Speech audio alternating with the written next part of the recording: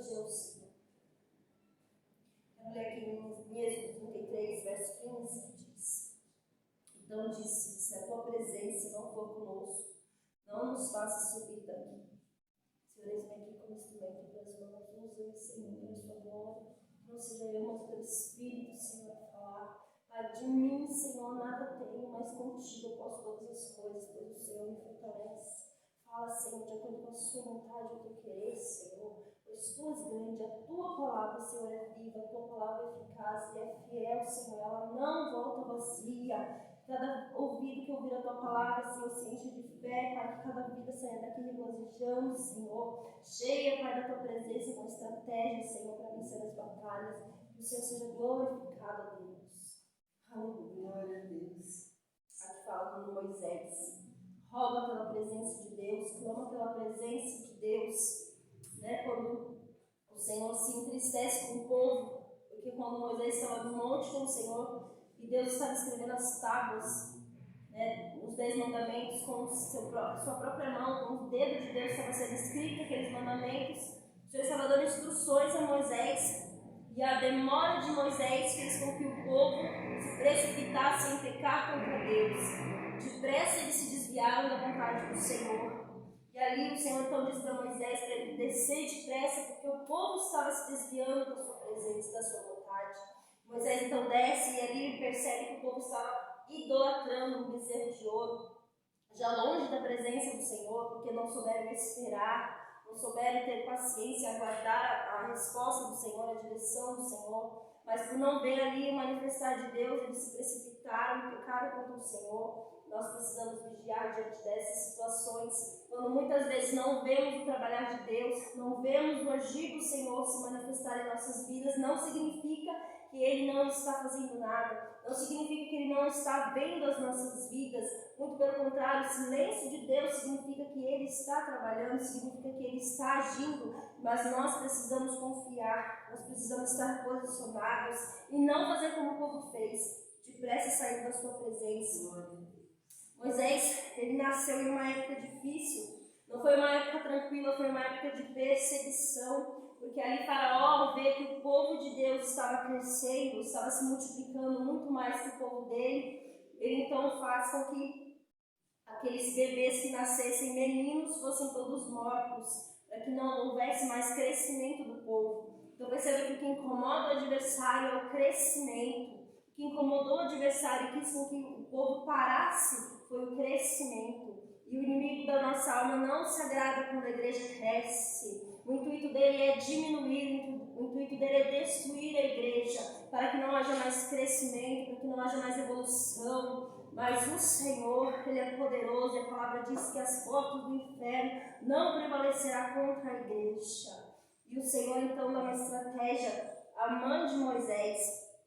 A palavra diz que quando ele nasce, ela vê que ele é formoso, então ela o esconde. E ali ele por 3 meses permanece escondido, mas então ali ele começa a ter crescimento, mesmo escondido. Porque o fato de estarmos escondidos, de não estarmos sendo vistos, muitas vezes não significa que estamos mortos, não significa que não existe vida, mas mesmo escondido Moisés crescia. Existem projetos e sonhos guardados de Rassub, Alabachai, muitas das vezes no nosso coração, projetos que o Senhor coloca escondidos. Muitas vezes nós escondemos por proteção, porque não queremos perder, não queremos ver morrer, mas isso não significa que está morto, isso não significa que não está crescendo. Mas vai chegar um momento que estes sonhos que estão ocultos, que estão escondidos por proteção, a qual o Senhor tem dado estratégia para que não se perca, vai começar a crescer, vai começar a aparecer e será inevitável não ser visto, porque é o Senhor quem faz, é o Senhor que manifesta o teu agir, é a obra dele, quem dá o crescimento à obra dele é ele, porque ele é o Senhor da casa, ele é o Senhor da igreja.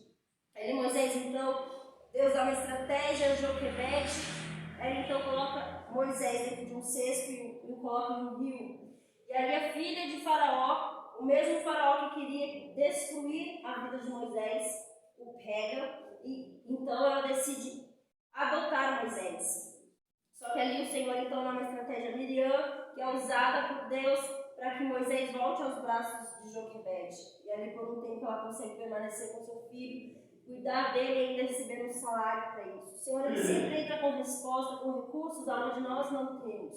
O Senhor ele sempre age onde as nossas mãos já não conseguem mais. O Senhor ele envia recursos para aquilo que é necessário ser feito, a qual nós muitas vezes desejamos e não temos. Deus ele envia recursos para a igreja, Deus ele envia recursos para o seu povo. E muitas vezes esse recurso vem de onde nós menos imaginamos.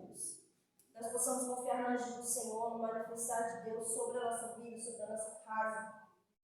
Moisés então ele cresce ali, diante dos costumes do Egito, aprende os costumes do Egito, e ali então, por um certo tempo, ele permanece com aquele povo, mas ele é hebreu, ele faz parte do povo de Deus.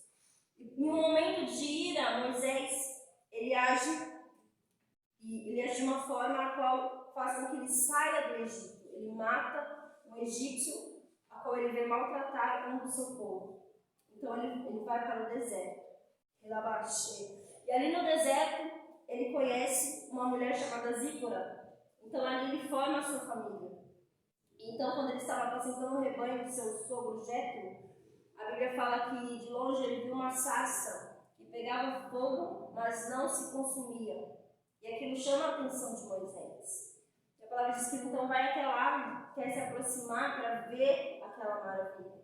E o Senhor, ao perceber que Moisés estava se aproximando, então o chama pelo nome.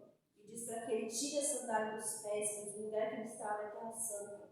O lugar que ele estava com a presença de Deus. E onde a presença está, exige de nós respeito, exige de nós reverência, exige de nós um posicionamento para que a gente possa ouvir, para que a gente possa entrar, para que a gente possa sentir a presença de Deus. Então não é de qualquer maneira que nós chegamos à presença do Senhor, não é de qualquer forma que nós nos aproximamos da presença do Senhor. O Senhor exige de nós reverência, respeito, zelo pela sua casa, zelo pela sua presença, porque Ele está no lugar. E quando Ele está, tudo é diferente. Tudo é diferente, tudo passa a ser diferente quando o Senhor está na casa, quando o Senhor está entre nós. E ali Moisés então começa a ouvir a voz do Senhor e começa a ouvir o que Deus decide fazer através da vida dele. Só que Moisés, então, ao perceber que Deus queria fazer através dele, começa a olhar para as suas limitações, começa a olhar para as suas falhas, para os seus defeitos, e dizer: quem sou eu para ir libertar o povo de Israel? Mas o Senhor diz para ele: eu irei contigo. Nós precisamos entender que quando o Senhor nos usa, nos levanta, nos capacita, não tem a ver com o que a gente sabe fazer, mas com o que Ele decidiu fazer através de nós. Se nós estamos aqui, se nós somos quem somos, se fazemos o que fazemos, é porque o Senhor tem nos sustentado, é porque as mãos do Senhor têm estado sobre nós, é porque o Senhor tem nos fortalecido. Se nós estamos aqui diante da presença do Senhor de pé, é porque Ele tem nos dado graça para estar de joelhos diante da sua presença. Ele tem nos dado graça para buscar a face dele em um tempo onde a frieza está chegando cada vez mais forte entre as igrejas, entre o povo de Deus. Já não tem mais a comunhão, já não tem mais aquela empatia, já não tem mais aquele amor que tanto é pregado nos púlpitos, mas quando sai para fora já nem se ouve mais falar, já nem se ouve mais as pessoas demonstrarem que tanto é pregado. Mas o Senhor Jesus, Ele nunca disse eu te amo. Ele sempre demonstrou em atitudes o amor dele. E a igreja precisa ser assim. Falar, ministrar através das nossas atitudes com o próximo. Ainda que esse próximo não te agrade, ainda que o jeito desse próximo não te agrade, você precisa entender que a mesma misericórdia que te alcança precisa, através de você, alcançar essa pessoa. A mesma graça que todos os dias te coloca de pé, através de você precisa ser manifesta com essa pessoa. Porque o Senhor tem te colocado em certos lugares para que a luz dele brilhe, para que o nome dele seja glorificado através da sua vida, para que através de você essas vidas sejam alcançadas para o reino. Nós precisamos entender que nós não estamos onde estamos por acaso, mas para que o Senhor seja glorificado, para que almas sejam alcançadas, para que Ele seja exaltado, para que o reino de Deus seja cada dia mais povoado por almas, por vidas salvas, e o inferno saqueado pelas vidas que estão ali perecendo, pelas almas que estão perecendo ali, porque nós muitas vezes nos acovardamos e não falamos daquilo que o Senhor tem ministrado ao nosso coração. Então Moisés ele começa a ser um instrumento nas mãos do Senhor, porque ele decide dizer: eis-me aqui, ao chamado de Deus. Ele decide dizer: eis-me aqui, ao que Deus entrega e confia a ele a fazer. E a questão é como muitas vezes nós respondemos ao chamado do Senhor. Qual tem sido o nosso posicionamento, a nossa resposta diante do chamado que Deus tem sobre as nossas vidas? Temos por um momento, como Moisés, dado desculpas a Deus, dizendo: eu não consigo, eu não posso? Ou temos nos posicionado e entendido que não somos nós, mas é o Senhor através de nós quem fará todas as coisas. É o Senhor através de nós quem irá nos guiar, quem irá nos dar estratégia